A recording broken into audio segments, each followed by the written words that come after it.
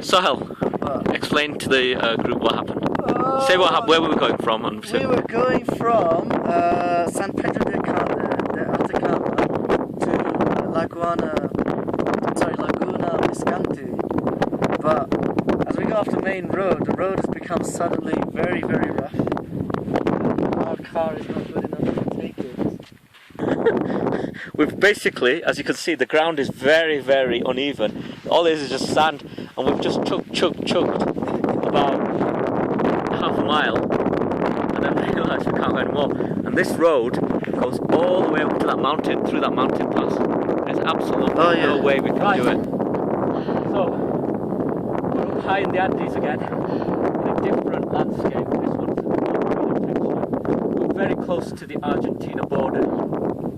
Absolutely desolate.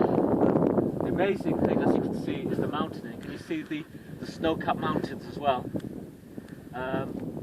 Here it reminds you of probably the Grand Canyon. Absolutely desolate, no life around here for miles and miles and miles. And I'm feeling very, very breathless right now. Having to take lots of deep breaths just to appreciate this environment. But the desolation. This is an impressive location. How could they just make this level? As you can see. Beautiful, picturesque and silent. You can see those little mountains in the distance as well. I wonder if that's Argentina. So we're very close to the salt plains, as you can see. The salt plains are in the distance. And look at this Martian atmosphere. Not atmosphere, Martian soil. Amazing. I would say if you want to do a cheap movie of Mars, you don't need to have a set. You just have to go to the Atacama desert. It hasn't rained here for thousands of years. And I'm hoping our car engine starts now. So is our car still working? Shall we just check it? Because if it doesn't work, unfortunately, this is the moment when that film Alive comes a reality, and I don't really want to eat Sohel. Yeah, we're gonna make it. All right, so we're heading off. We've just stopped off on our road to the salt plains, and we've just seen this sign. And unfortunately, I don't have my phrase book, and Sohel doesn't either, and our GCSE Spanish does not explain what that is. I think it means welcome to Precaución, which is twinned with Camino Resbaladizo con la Vecina in Venezuela. So I'm really touched by the people of this area, although I can't see any township or any people here. Really touched by the welcoming nature of them. And they even have a nice emblem for their town. I can't tell what it is. It looks like some ancient Inca sort of thing. And I'm sure we'll find a museum there where they have that structure. I mean, if I was being some little dopey guy, I would have said that looks like a car skidding, but no, I think that's got some subliminal messages there as well. So anyway, we're going to go to Precaución, twinned with Camino Resbaladizo con la Vecina, and we will share lunch with them, and then we'll go to the salt plains. As you can see, Sohel is venturing into the salt plain now. It's quite desolate around here. Sorry, I'm doing a video diary, that's why. Okay. Sorry. Well, we can see like the systems of terraces over here. Yep. Like for instance, we can see like the corn, you know, like also the like habas. I have no idea how they call habas. It's like, you know, some kind of bean thing, you know. Right. Yeah. Also like the potato from Secaire, and if you see the church, you know, Yep. I mean, almost like all the flora here has a use. Yeah. Either, you know, for architecture or, you know, feeding people, feeding animals, medicinal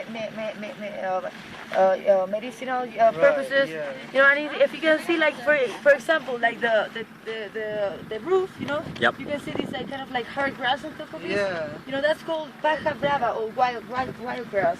You know, that we can see, that's the last type of flora that we can see up in the mountains. Right. And that's, you know, when you start going to the zona de la Puna, we can call it, or, you know, like, you know, the high part of it, you know, the highest part.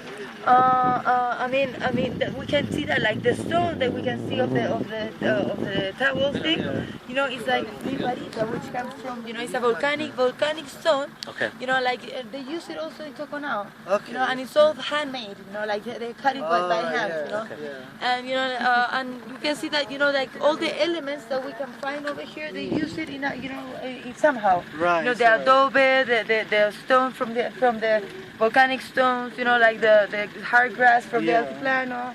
You know, so you can see that, you know, the All few mixed elements, together, yeah. they mix. We're just on the road to the Laguna now, and it's very, very bumpy. It's not for the faint-hearted. As you can see, the whole place is shaking at the moment. But the scenery outside is amazing. See, amazing scenery, but we are struggling here in terms of whoa.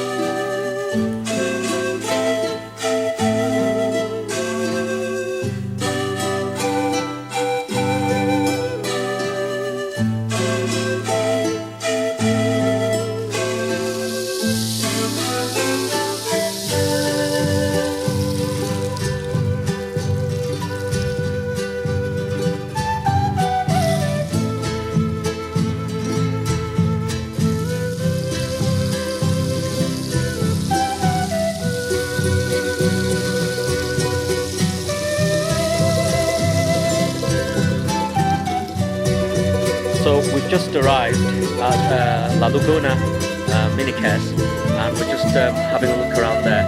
So take a look at the beautiful scenery.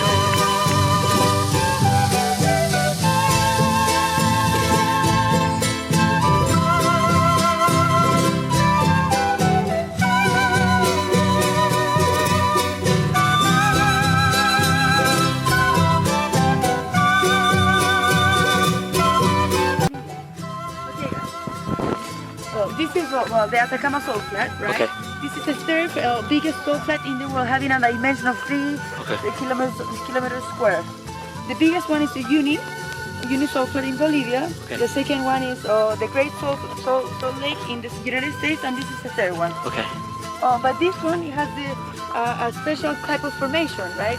Kind of like rocky kind of looking, because all the other ones are for sedimentation, kind of like, you know, like a cake. Yeah. You know, like a cake. You know, they feed themselves from the outside. Right. But this one is a little different. That's why we have like this type of like tiny lagoons and stuff like Okay. that. And why is that?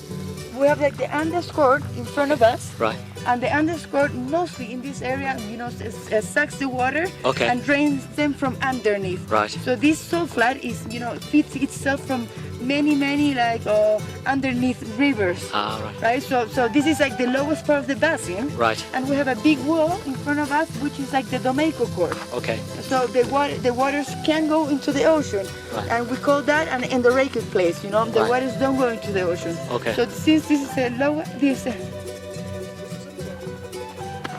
sí, son unas lagartijas, sí.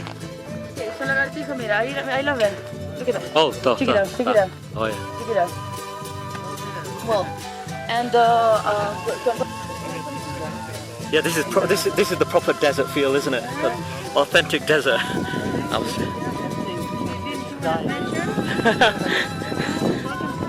I know.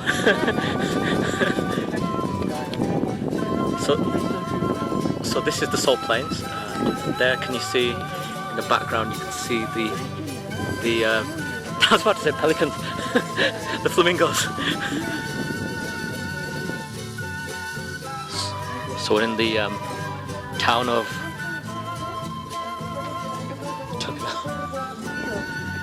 and we're just going into the iglesias. So we've just come to one of the oldest churches in Chile.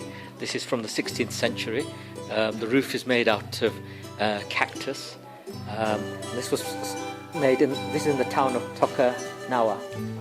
Tocanao, where the first settlers made this, and it's been well preserved. Welcome to a communication session. The first lesson that you do is you introduce yourself and you say the reason for this consultation. Hello, my name is Inam Haq. I've been asked to talk to you today about the reason you've come in to see your doc. Is that okay if I talk to you now?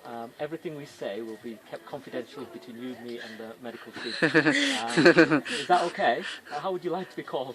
Mr. Lama. Okay. So That is the lesson number 1 for communication. Okay. Now leaving San Pedro de Atacama. Well, we're getting some petrol first of all. As you can see, it's got a historic feel to it, old styles. Things. Nice slow pace. I think overall we had a great time. All right, Sol? Yeah. Yeah, and it's a shame to leave.